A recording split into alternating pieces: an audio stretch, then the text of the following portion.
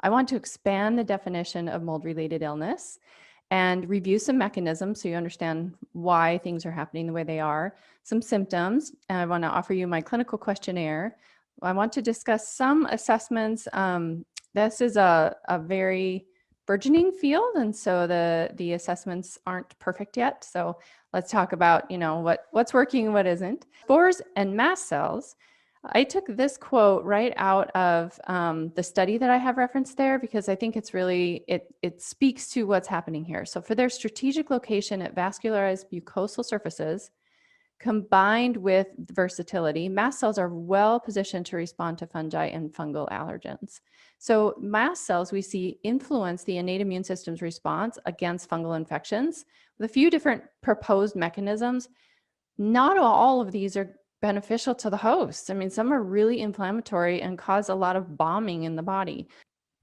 So let's go back to that MPA. Remember in the beginning, maybe you don't, but this is one of the chemicals of actively living mold. This is not a mycotoxin. Why does that matter? Remember where I said mycotoxins are very expensive to the mold. They don't want to have to make it unless there's competition. But mycophenolic acid is just part of the off-gassing. So where there is mold, living mold, there is MPA, not necessarily mycotoxins.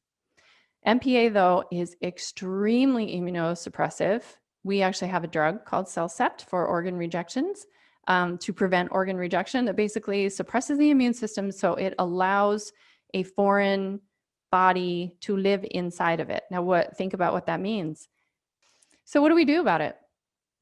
This is my approach. This is, like I said, one naturopathic doctor's approach. And the best visual I could find is an orange. I kind of think of it as I sat down to write my book, I thought, wow, I do kind of have an approach. I guess I could organize this a little bit. The lesson that I got from Dr. Walter Crinian, my teacher, is the first 3 steps of any toxic exposure is number 1, avoidance. Number 2, avoidance. Number 3, avoidance. I'm hoping you were just thinking that. In other words, avoidance has to happen. So I thought about an orange because if you're going to eat an orange, you need to peel the outer layer completely. If the avoidance isn't done 100%, people don't get better. If they can't get out of their mold, there are things that you can do to kind of hold the court a little bit, but they are not going to get better until they get away from that mold exposure. The fundamentals, that's basically, all the stuff we do, right? It's the basic treatment guidelines. And then the idea is on the inside is the sections. You pick and you choose the things that are going to help protect and repair the tissues from that exposure. And then you pick and choose the things that help fight back that colonization state. But be careful because mold exposed patients avoid avoidance.